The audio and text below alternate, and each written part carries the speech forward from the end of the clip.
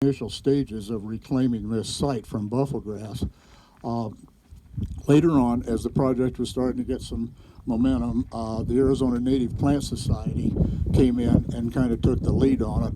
They were one of many organizations. A lot of people from a lot of different organizations took part in this restoration that you see here. But it was a Native Plant Society in general, and then John Schuring in particular, who, if we use the team analogy, Sandy brought the team onto the field and John led it down the field. And I can't say we're at the goal line yet, because we probably never will be right at the goal line, because there's always more work to be done. But, you know, maybe we're on the 5-yard line now and moving the ball. So I believe John is here today. I would like to recognize him. It's my privilege to recognize John Schuring for his leadership and his hard work and dedication to making this place what it is today. Credit is also due. Credit for this site, the way it came along, to our conservation partners from the Bureau of Land Management. They provided a lot of the funding that made this project happen. They brought in heavy equipment when it was needed, and so we wouldn't be here. This is a real group effort, a lot of people, a lot of hard work, and we did it. So that's pretty much what I have to say. You're going to hear a lot more about the executive order later on, but I thought it was only appropriate that since the event was located here, that we say a little bit about the work that's been done, because this is a landmark project, believe me. So the next speaker is Maria, and help me out with your last name, please. Kucharova. Okay, and she is from Supervisor Bronson's office. Okay, come on up.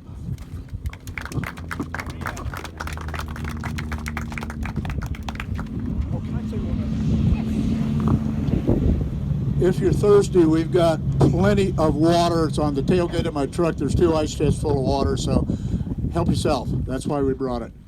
Thank you. Well, good morning, everyone. First, I would like to thank Congressman Grijalva for organizing this press conference. Supervisor Bronson was unable to attend this event, so she asked me to come here on her behalf and share her remarks on the ecological and economic importance of the Ironwood Forest National Monument to Pima County, Arizona, and the nation. Ironwood trees are the old-growth forest of the Sonoran Desert, equivalent to the redwoods of California. They can live to be 800 to 1,200 years old. Ironwoods are used by over 600 species of plants and animals. The desert ironwood is a keystone species that provides a nursery environment of shade and protection for young seedlings of other species despite the harsh desert climate. The ironwood also provides shade and roosting area habitats for birds. Its smoky lavender-colored blossoms provide nectar for bees and other insects, as well as forage for bighorn sheep, pronghorn, and deer. The blossoms produce bean pods that also provide food for desert animals. Should the Ironwood Forest National Monument be eliminated or reduced in size, Pima County will experience the loss of protections for the monument's natural resources and cultural and historic sites, which would lessen the effectiveness of landscape level protections and the objectives of the Sonoran Desert Conservation Plan.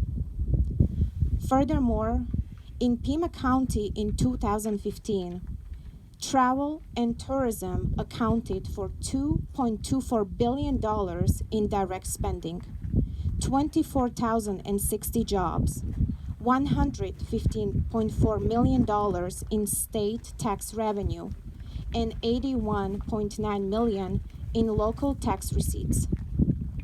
Because of this tourism and visitor spending, each Pima County household had their 2015 tax burden reduced by $490.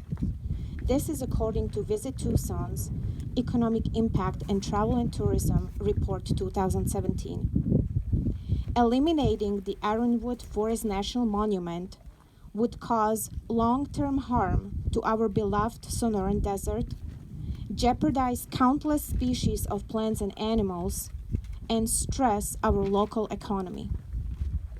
We should be enacting public policy that makes our community better and improves the lives and welfare of the people of Pima County in Arizona.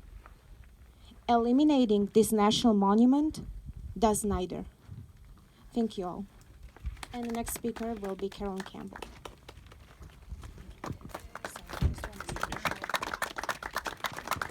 Thank you, everybody. Carolyn Campbell from the Coalition for Sonoran Desert Protection. And I, of course, also want to thank Congressman Grijalva for all his leadership on this and other conservation issues. I want to, though, spend a moment going kind of back in time to when this all started. And in his ancient history, Congressman Grijalva was part of the elected county board that was involved with the rest of the community and instrumental in proposing this to the federal government. And along with Supervisor Bronson, brought a proposal to the federal administration after many community meetings. And so what I want to talk about is the vast public support that this had in working up to the designation. And as Maria said, when we started working on the Sonoran Desert Conservation Plan in 1998, we realized that a lot of the most important habitat, the ironwood habitat for a lot of the species we were trying to protect was right here and was on federal lands, especially because of the fact that a lot of the ironwood habitat on private lands was a target of development back in those days in the 2000s. And so we were losing a lot of ironwood habitat. So we began a grassroots effort to take this community proposal to the Interior Secretary. And then we started hearing from cultural resource specialists that had their eyes on this land for a long time for protection because of the rich, incredible archaeology richness of these lands here. And so the coalition and other conservation groups brought two, I don't know where the wind is coming from, but brought a proposal that was much bigger because of that particular ironwood habitat that goes all the way up through Pinal County. And we asked the Interior Secretary for close to 500,000 acres in this monument. Well, we worked with all the community. Again, there were many public hearings. We also, when we talked to the Interior Secretary, he said, I'd love to have some of these lands that the archaeologists would like to in Pinal County, but Pinal County, they'll never come on board with this. So he took this to the Pinal County Board of Supervisors. We got a unanimous vote of support from Pinal County, unanimous vote of support from Pima County. We got a strong letter from the chairman of the Tohono O'odham, and the secretary took what is now the size, 129,000 acres of federal land, to the president. And it became a monument in June of 2000. And so this was such a homegrown grassroots effort. We took it there. There was incredible support. There really wasn't opposition at the local level. And of course, since then, since it was designated and there's signs and it's actually on the map, that support has only grown. We have national and international visitors coming here. And as Maria said, it's an incredibly popular monument, as actually all these monuments have shown to be. So thank you. And I'd like to get Kevin Dahl up here. He's been a great conservation partner in this effort. He's from the National Parks Conservation Association. Thank you, Sarah.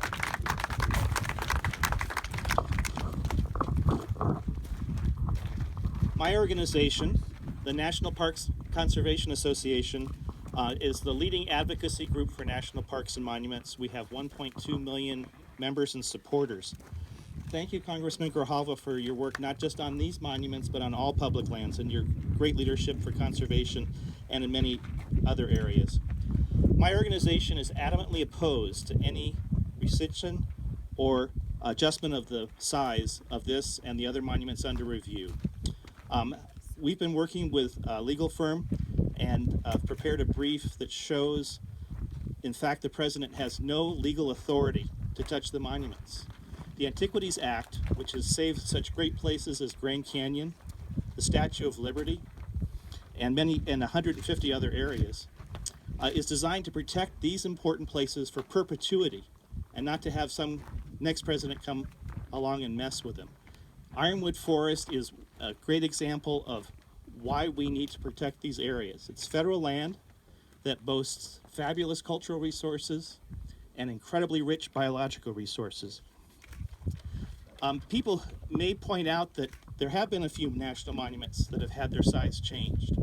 That happened in the past for a couple of reasons, and it was before the law that set up the Bureau of Land Management as a cohesive organic agency was passed. Since then, none of the monuments on BLM lands have been touched.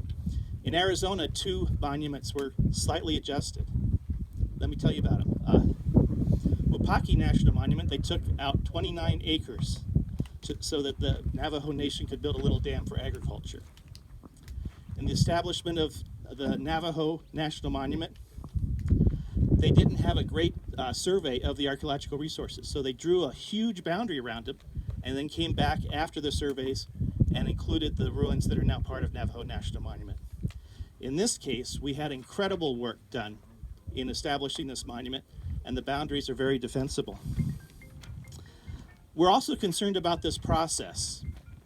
It's a very short period of time this summer to review 27 monuments. 2.7 million individual comments have been made, and the Secretary has about a month to review each and every one of those comments to come up with his recommendations to the President. We think this process is flawed. So we're asking that Secretary Zinke move beyond this arbitrary process and start doing the work that he as Secretary of Interior is charged with, which is protecting these monuments on public lands, not questioning their value. We join with Congressman Grijalva and others here today to continue the fight to protect these places, especially Ironwood Forest National Monument. Thank you. My privilege to introduce Mike Quigley with the Wilderness Society.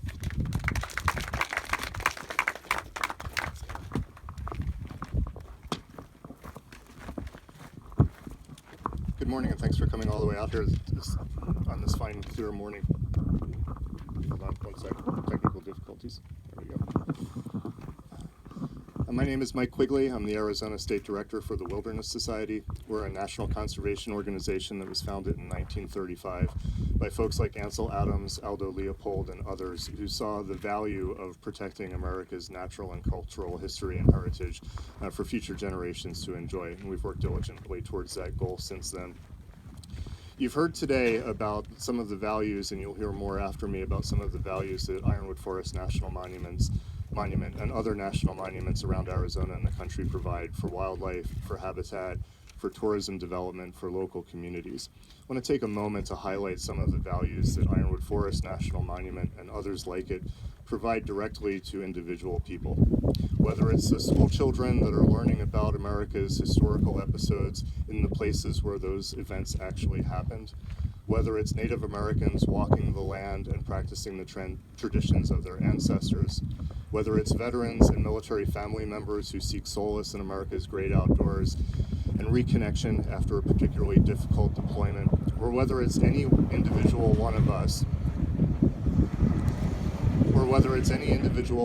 who has the opportunity to come out to a place like this on a morning like this and enjoy being in God's creation, marvel at blooming cactus and soaring hawks, and share with each other the experience and enjoyment of America's natural heritage.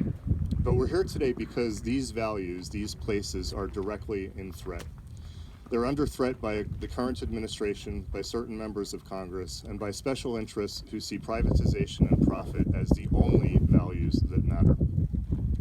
The American people understand that in the pursuit of those single-minded goals, that will be squandering our natural heritage, and it will be depriving us of that which is rightfully ours.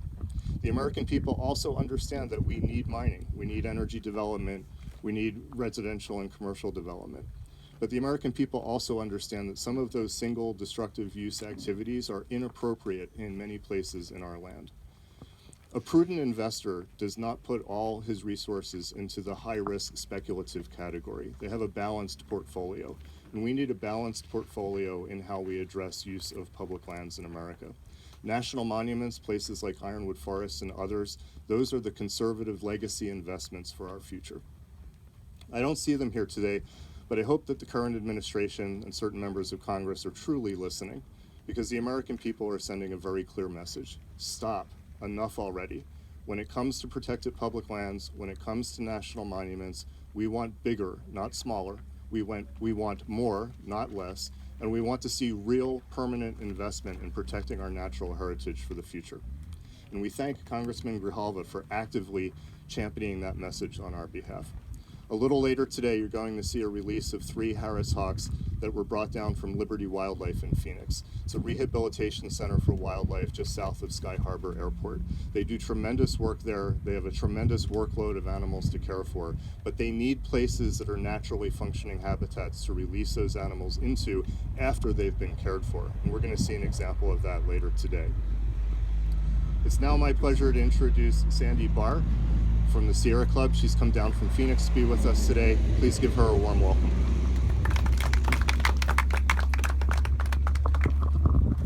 Good morning. It's always such a pleasure to be out here in the Ironwood Forest National Monument. Just like, it reminds you what it's all about.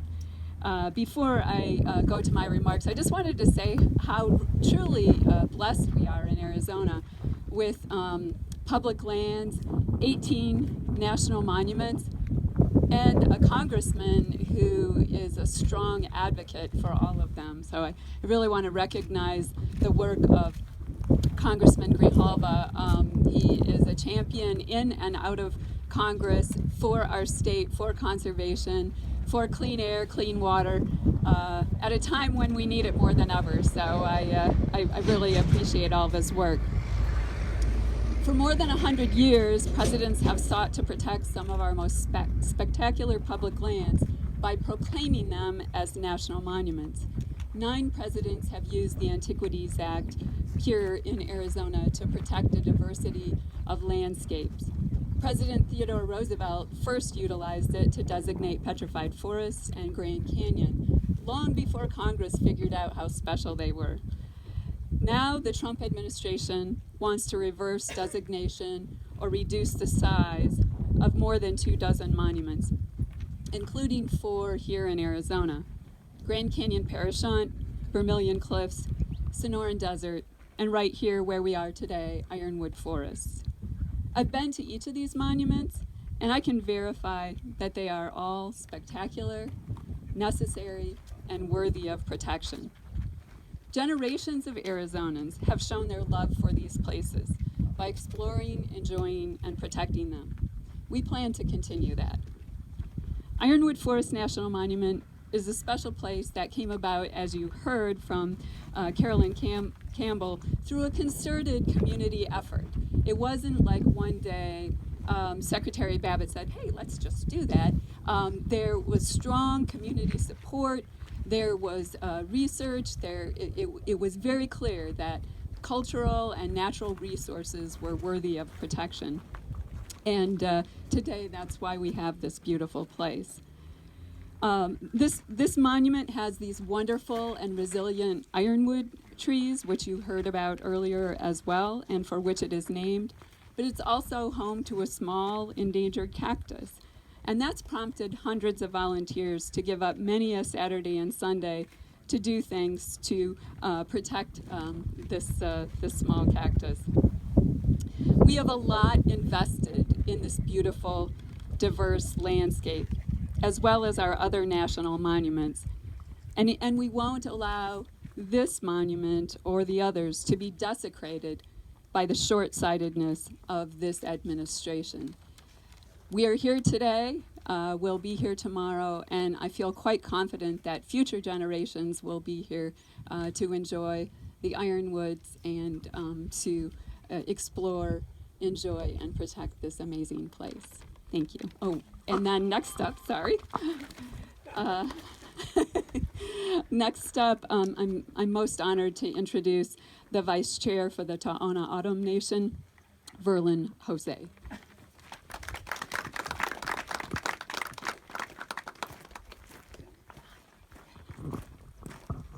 Skuggserdem, what's it your way? and hydrogen. Good morning to each and every one of you, my relatives. I'd like to thank each and every one of you and the Honorable Congressman Grijalva for the work that he does, not only on this particular issue today, but I want to stand here before you, before the Creator, and before all the ancestors that are standing here around us that we do not see, and for all the birds and the animals and the plants that we as autumn, we as people, we as Tohono Autumn, we as desert people have an executive order from the Creator. We have a higher order from the Creator.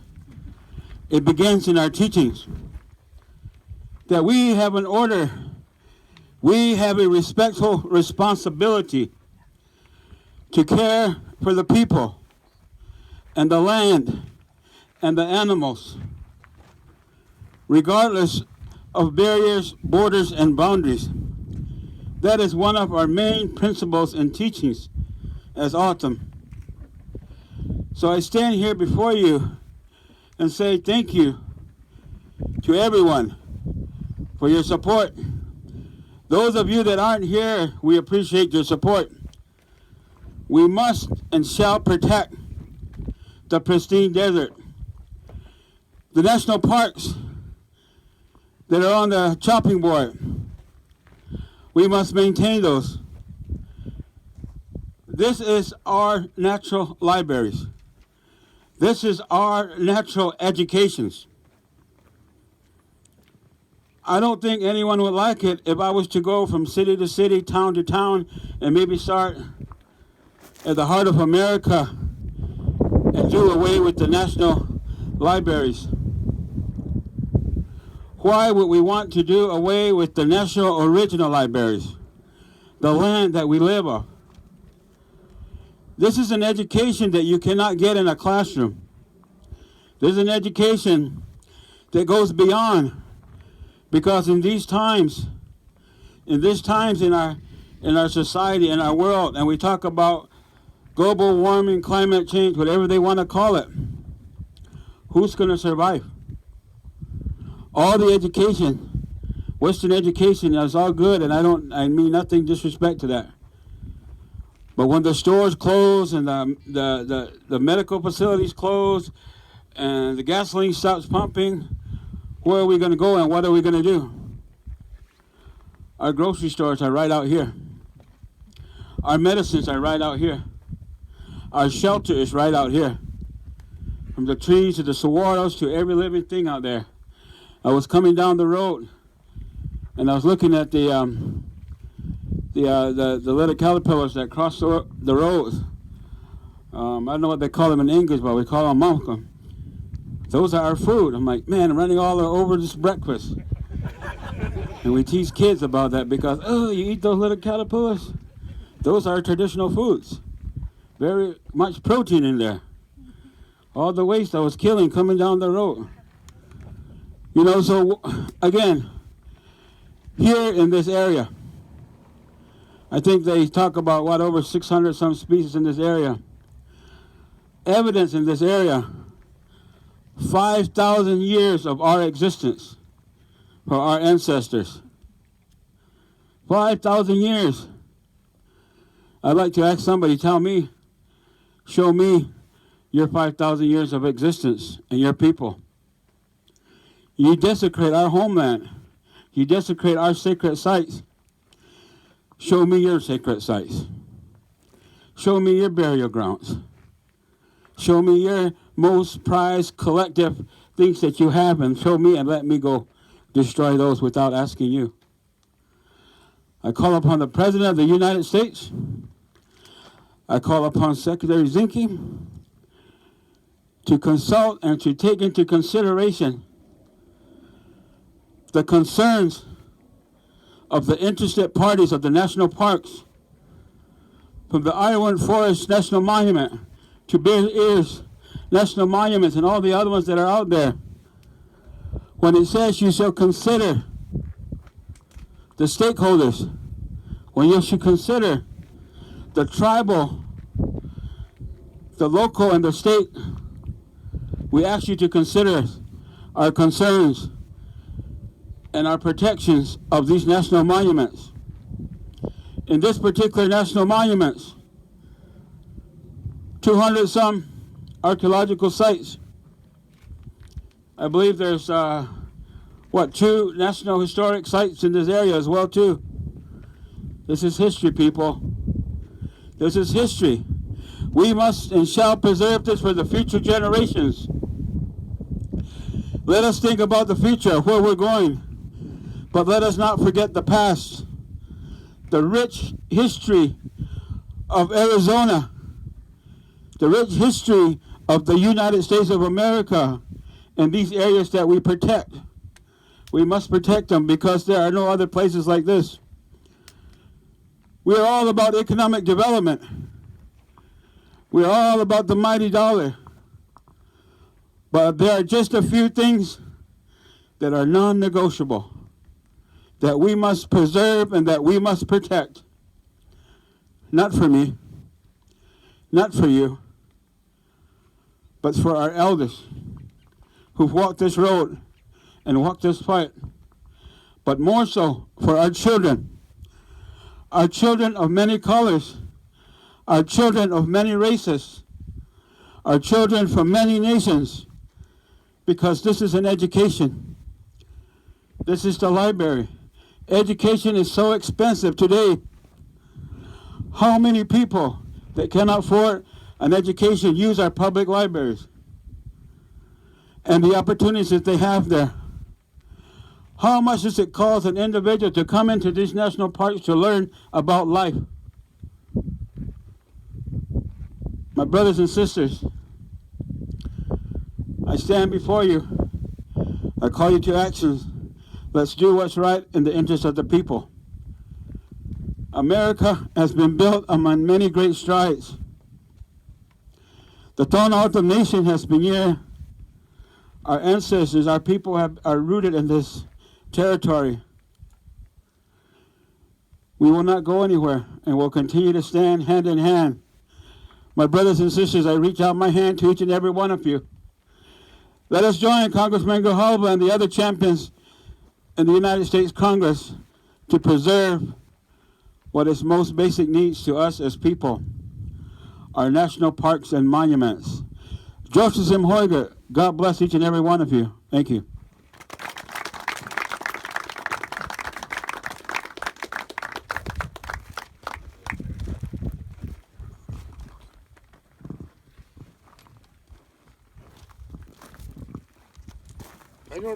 I normally don't say this, but I really do hate to follow the vice chairman. No greater ally on the fights both here in Arizona on a local level and on a national level than tribes across this country fighting for the conservation and preservation of that not only it's not the history, this living legacy that the vice chairman talked about. No greater allies. And to all the organizations and everybody that spoke today, thank you very much for kind words directed at me. I appreciate it. But today, I thought it was very interesting to see the contrast. The development across from us and what a national monument has conserved and preserved and protected for perpetuity behind us. Those are the contrasts that we're dealing with in terms of what this national debate is. What happened, I think, is when this administration took over, and one of the first actions was the executive order to begin to examine the monuments that have been designated over the last, in the previous 10 to 20 years. And that number came up, 4 in Arizona, and this one obviously, Ironwood National Monument, Ironwood Forest National Monument. We question the motivation of that, and as Kevin said correctly, we question the legality of that. The Antiquities Act is specific.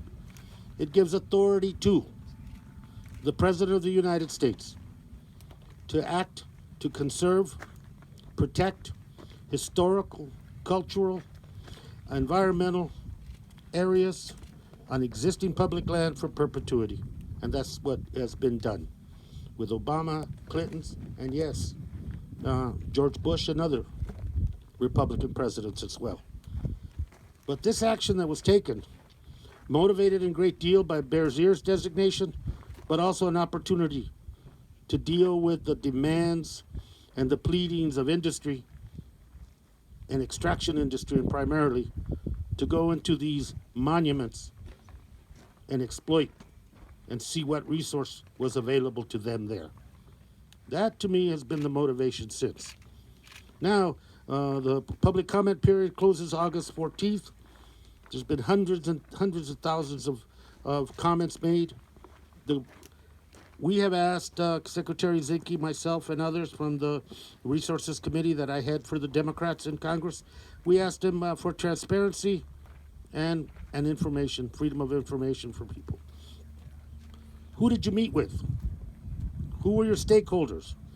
What is the criteria for your review? What are the comments? They should be made public. And more importantly, what criteria are you using to make the recommendations that you're making to the president? Someone on or before the 18th of August, there's going to be a public announcement on the part of Zinke, who has already sent the recommendation to the president, about reducing, eliminating, constricting the authority of the Antiquities Act. And the nexus of the Antiquities Act is about conservation and preservation, both of archaeological, sacred sites, Native American, and the biodiversity of our great nation. That's the goal, and it has served us well. And as we go forward on, we're going to continue to press in as an assertive and aggressive way we can upon this secretary and this administration that this is not something to be taken by the American people as lightly. Overwhelmingly, if public opinion is a driver, overwhelmingly public opinion says leave these monuments alone. Overwhelmingly, if public opinion was a criteria, leave our national parks alone. But the impetus to see what we can extract, to see what profit we can make, it's what's driving this whole exercise, unnecessary exercise we're going through. So we're prepared to litigate on authority. We're prepared to continue to aggressively and assertively deal with the Department of Interior and Secretary Zinke. And we are prepared to confront this administration and to expose the motivation. The motivation is not about local stakeholders. And this is the last thing I'll say. Ironwood belongs and is closest to us, and our affinity for us is because it's ours. It's in our backyard. But this is a national asset, as is the Grand Canyon, as is Vermilion, as is every monument that's been designated by every president. They're national assets. And as such, everyone in this country has a role in conserving and preserving these assets. They belong to the taxpayer of the United States. They've been designated for perpetuity, for protection and conservation, and that's the way it needs to stay. So our campaign will not be specific to the things that are closest and dearest, but as was well said by another speaker, this is about the protection and the conservation of all the designations across this country. And that, my friends, is going to be a public campaign that this administration should both consider in their decision making, and more importantly, have some dread for. Because it is going to expose motivation, and it is going to expose the great love, support, and energy that the American people have for these special places, these living legacies, these monuments that are part now